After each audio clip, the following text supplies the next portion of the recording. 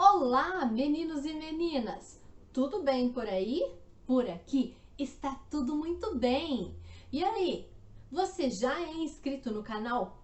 Muito bem! Agora convide os seus amigos para se inscrever também.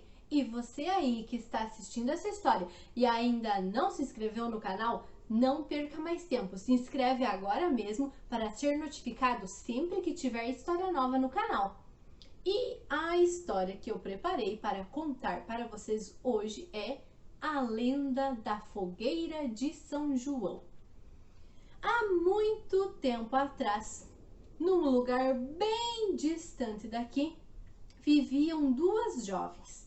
Estas jovens estavam grávidas, estavam esperando bebês. Elas eram muito amigas, mas não moravam na mesma cidade.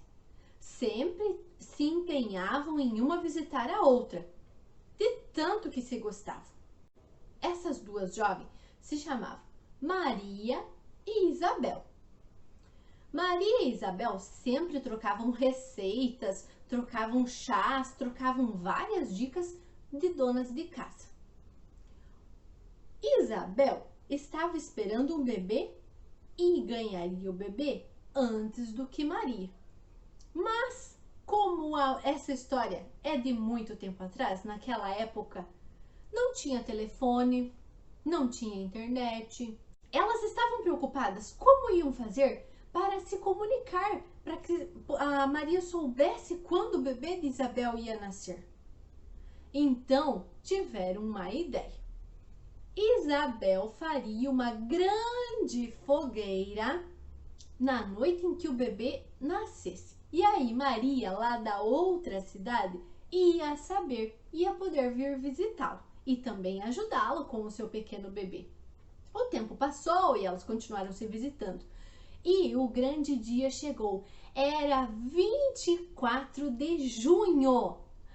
Maria olhou para o céu e viu um clarão. Nossa, era a fogueira de Isabel! Então Maria preparou a sua mochila, preparou todas as suas coisas e na manhã seguinte, bem cedinho, tratou de visitar a sua amiga Isabel, que agora estava com um bebezinho tão bonitinho que se chamava João. E agora, dessa data em diante, todos os anos, no dia 24 de junho, para comemorar o aniversário de João, todo mundo faz uma bela fogueira. E sabe que tem lugar que tem até competição de quem faz a maior fogueira em comemoração a São João. Você já conhecia essa história da fogueira de São João? Sim, foi o meio que as duas conseguiram encontrar para se comunicar, para que Isabel pudesse avisar a sua amiga Maria do nascimento do seu bebê João. Então, você ouviu essa história até aqui? Se inscreve no canal, curte, comenta, compartilha.